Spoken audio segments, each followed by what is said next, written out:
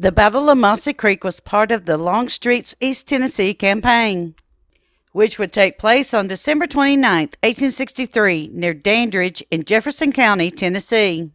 Federal Brigadier General Samuel D. Sturgis would face off against Confederate Major General William T. Martin. Come along with us as we discuss the Confederate effort near Dandridge to remove the Federal forces from the area. All aboard the Kentucky-Tennessee Living Time Machine.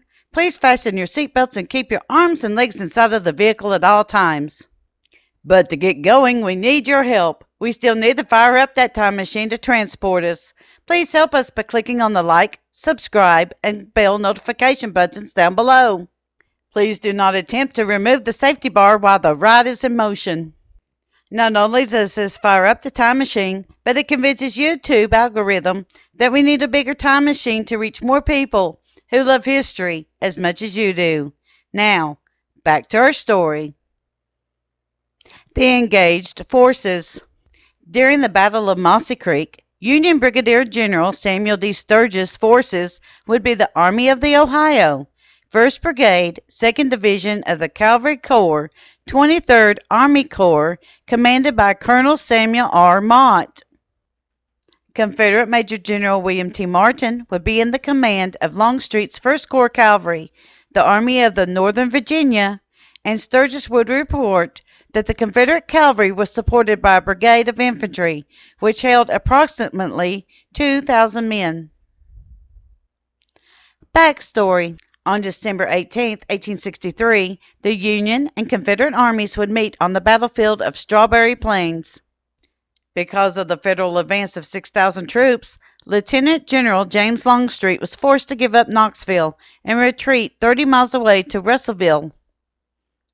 On December 22nd, Longstreet had his cavalry under the command of Major General William T. Martin to patrol the 25-mile arc, reaching from Rutledge to Dandridge, with its center at Mossy Creek.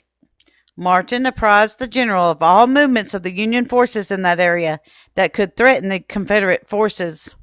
Brigadier General Samuel Sturgis and his troops arrived in New Market on December 23rd. The very next day, he commanded 2 brigades of the cavalry and an artillery battery to move to Dandridge to flank the Confederate forces camped near the Union southern position. Sturgis then ordered an infantry division to Mossy Creek and left 1 infantry division in New Market to use as a reserve if needed. Sturgis then engaged a Confederate brigade commanded by Colonel A. Russell near Hayes Ferry. During this engagement, the forces commanded by Archibald Campbell and Israel Garrett were ordered to retreat. Campbell's forces was almost encircled and captured during the retreat, but both Garrett and Campbell's forces made it back to New Market.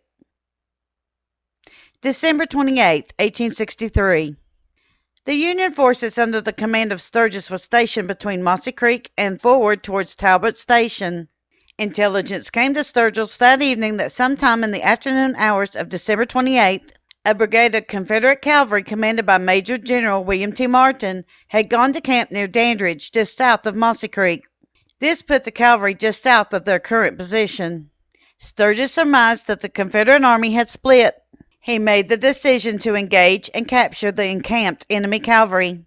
With this goal in mind, Sturgis ordered a part of his troops, who would be commanded by Colonel LaGrange, out of Mossy Creek and Talbot Station to move towards Dandridge. After noticing the Union forces were on the move, Martin commanded his troops, who were encamped at Panther Creek near Morristown, Tennessee, to engage Sturgis at Talbot Station.